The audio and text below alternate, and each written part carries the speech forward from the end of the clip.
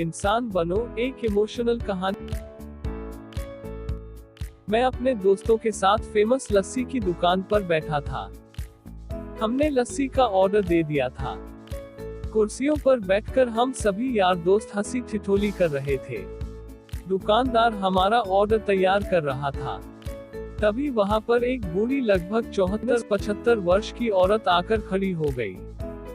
कमजोर थी, चेहरे पर भूख साफ नजर आ रही थी। आंखें चेहरे में अंदर घुसी हुई थी, लेकिन आंखों में पानी चमक रहा था। देखकर ही पता चल रहा था कि उनका गुजारा मांग कर चलाता होगा। मैंने उन्हें देने के लिए अपने जेब में हाथ डाला, लेकिन पता नहीं मुझे क्या सूझा कि मैंने अपने हाथ रोक लिए और उनसे पूछा, दादी आप लस्सी पिएंगी? मेरी ये बात सुनकर दादी कम और मेरे दोस्तों को ज्यादा आश्चर्य हुआ, क्योंकि अगर मैं उन्हें पैसे देता तो 5 या 10 रुपए देता, लेकिन लस्सी तो 40 रुपए की थी। बूढ़ी औरत हिचकिचाते हुए हाँ बोली और उन्होंने अपनी मुट्ठी में पकड़े 15 रुपए जो उन्होंने मांग कर इकट्ठा किए थे मुझे देने के लिए मेरी ओर बढ़ाए। मैंने पूछा ये क्यों?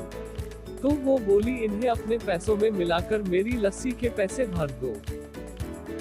उन्हें देखकर मैं भावुक तो पहले ही हो गया था, पर उनकी बात सुनकर मेरी आंख और गला भर आया।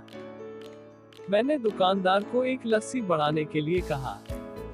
मैंने दादी के पैसे नहीं लिए, इसलिए उन्होंने अपनी मुट्ठी वापस खींच ली। सबको लस्सी दे दी गई। मैंने अपनी और दादी की लस्सी के गिलास उठाए और एक दादी को दी। मैं और मेरे दोस्त कुर्सी पर बैठे थे और दादी वहीं पर हमारे सामने जमीन पर बैठ गई। मैं अपने आप को लाचार और गरीब महसूस करने लगा, क्योंकि दुकानदार मेरे दोस्त और बाकी के ग्राहक कहीं कुछ बोल ना दे, इसलिए मैंने बेचारी भिखारी दादी को कुर्सी पर बैठने के लिए नहीं कहा। मैं घुटन महसूस करने लगा। मैं कुर्सी से उठा और दादी के पास जमीन पर बैठ गया। ऐसा करने के लिए मैं आजाद था और इससे किसी को कोई परेशानी हो इसका भी कोई प्रश्न था ही नहीं। मेरे दोस्त बड़ी अजीब नजरों से मेरी तरफ देख रहे थे।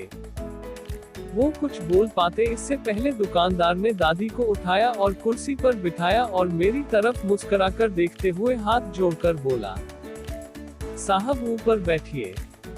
मेरी दुकान पर ग्राहक हजारों आते हैं, इंसान जिसमें इंसानियत हो कभी कभी आते हैं।